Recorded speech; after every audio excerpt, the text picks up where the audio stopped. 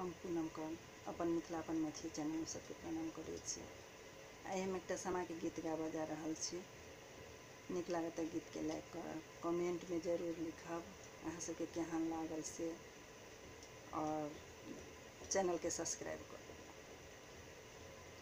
सामा खेल गेलाहूँ माई भैया के आंगन है, आहे बड़की भौजो ले लुलुआ कि नदी कत आएलाहूँ हे।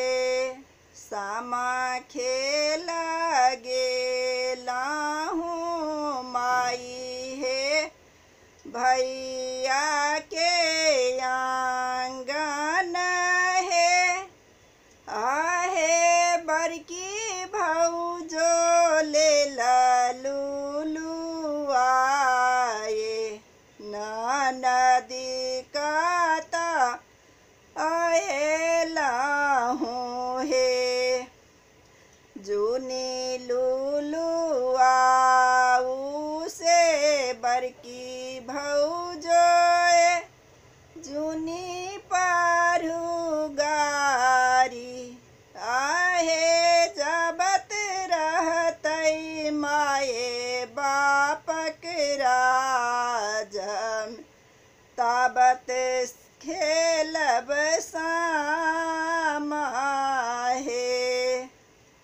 जूनी लुलुआ से बड़की भौजो है जूनी पारू गारी, आहे जबत रहतई माए बापक राजम, ताबत खेलब सामा हे।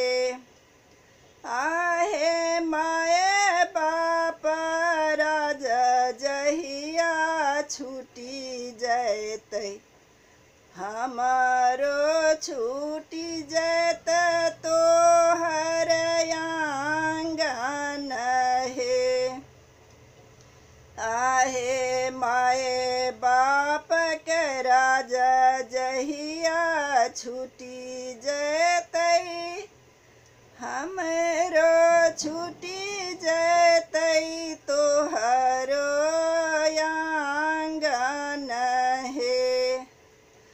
आहे जबत रहबै माए बापक राज में, सामा खेलाए बहे, आहे जबत रहबै माए बापक राज में, सामा खेलाए बहे।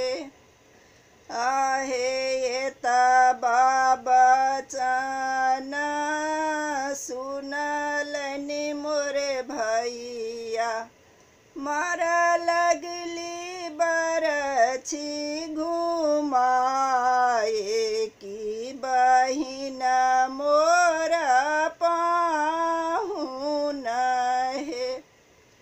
एतबा बचन जे सुनल मोर भैया, मारा लगली बरछी